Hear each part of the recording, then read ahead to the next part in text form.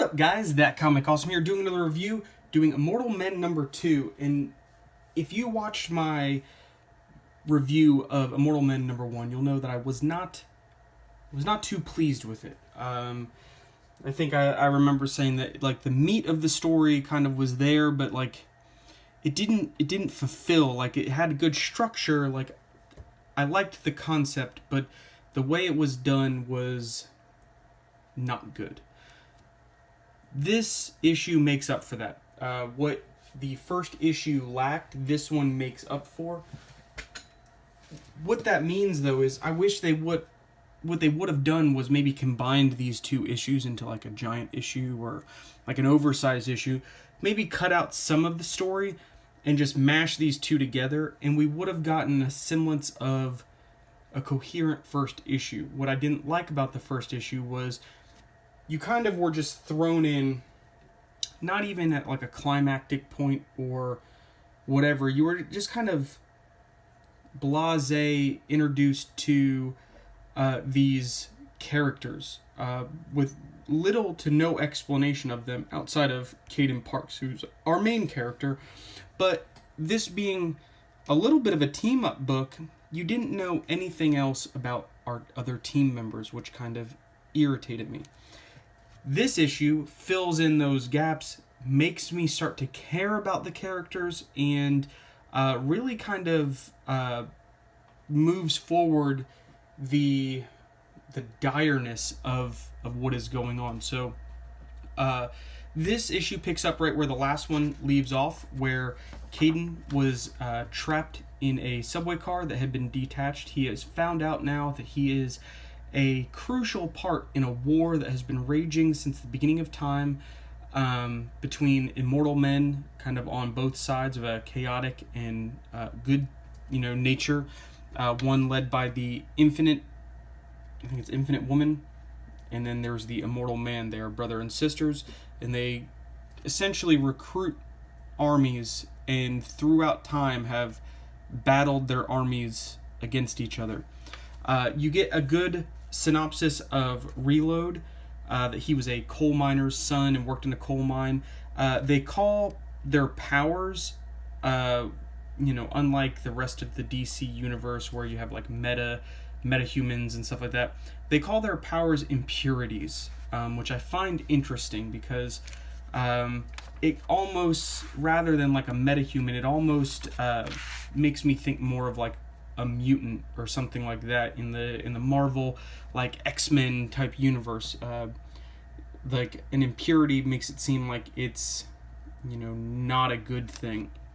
But he pretty much like lived in almost died in a coal mining town. He left, went to the jungles of Cambodia, found the Immortal Man. He said, asked him if he wanted to live forever. He didn't look back.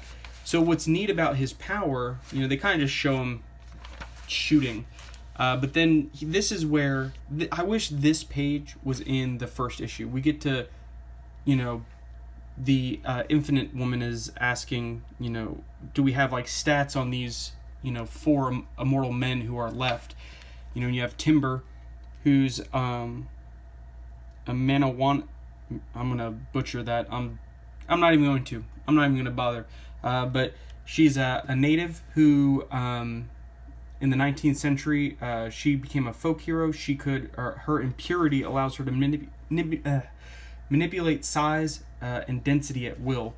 And then you have Ghost Hands, who was recruited in the 1920s.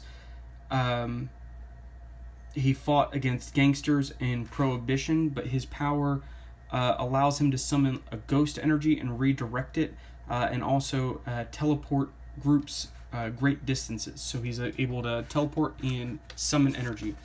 And then you have Stray, and this one is funny because Stray was a subject of like some blood research trials in the 90s, I guess to manipulate genes or whatever.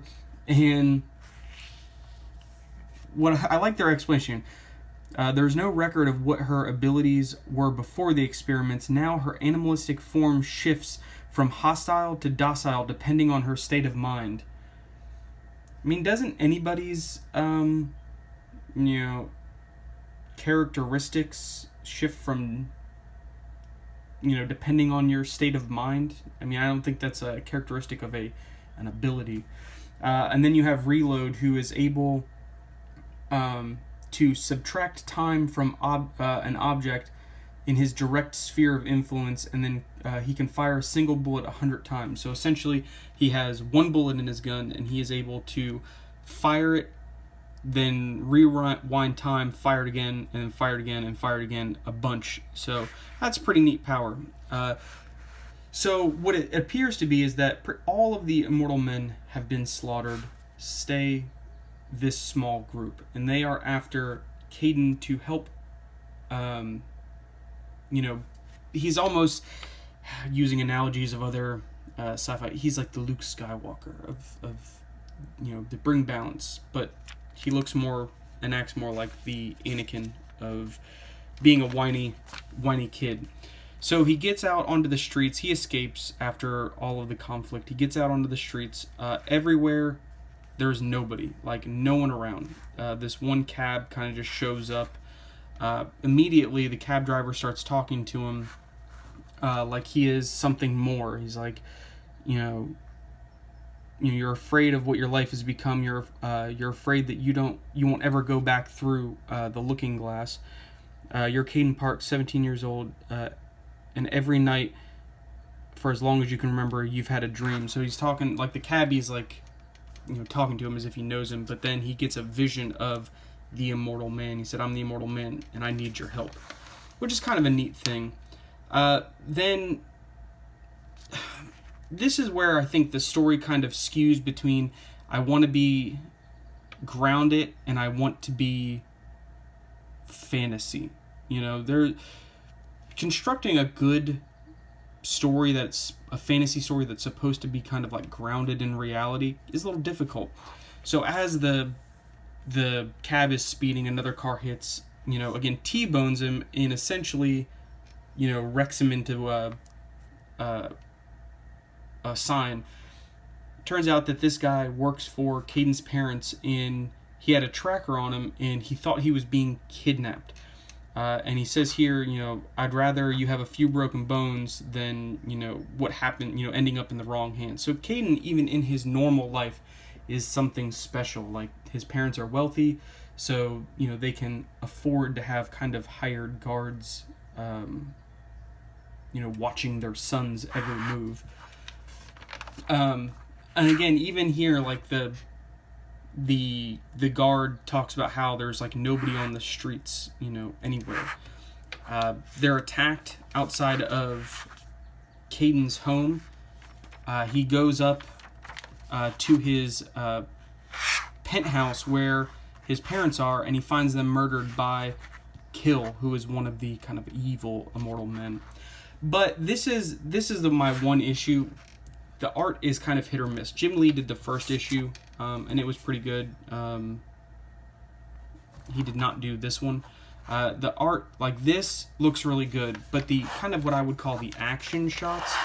So, like, I didn't get at first, when I first start reading this. So you see his parents' bodies laying here, and then you kind of see these creatures. I thought they were eating his parents, but it turns out after kind of reading this that you find out that Kill has transformed his parents into bloodless creatures, which is a little messed up. I mean, as a kid, if you watch one, you see your parents dead, and then you watch them transform into monsters that will eventually try and kill you. It's it's pretty messed up. But you get another example of Caden's power as Reload tries to save him. He sits here and he's like, "You have one bullet." Like, obviously he's never met Reload outside of what happened in the subway. But he kind of pushes him, and as his hand touches him, he kind of gets this glimpse of Reload putting one bullet in his gun. He's just like, "You have one bullet?" And he's like, "Boss wasn't kidding about your mind swipe, huh?" He's like, "One bullet's all I need," and then he just starts like blowing him away. It's interesting too because what is supposed to be happening is a secret war, and I think what we see happening in these first 2 issues is that the secret part is being kind of pulled away. They make mention that that an attack on this size will definitely draw attention to, like, from the Justice League, even if there's a mind ability at play, which is what must have cleared out the city blocks. So I actually liked it. I think I'm going to continue. This definitely changed my mind about Immortal Men. So yeah, pick it up, check it out, subscribe over here, watch some more videos, hit me up in the comments, let me know what you guys think, and I'll see you next time.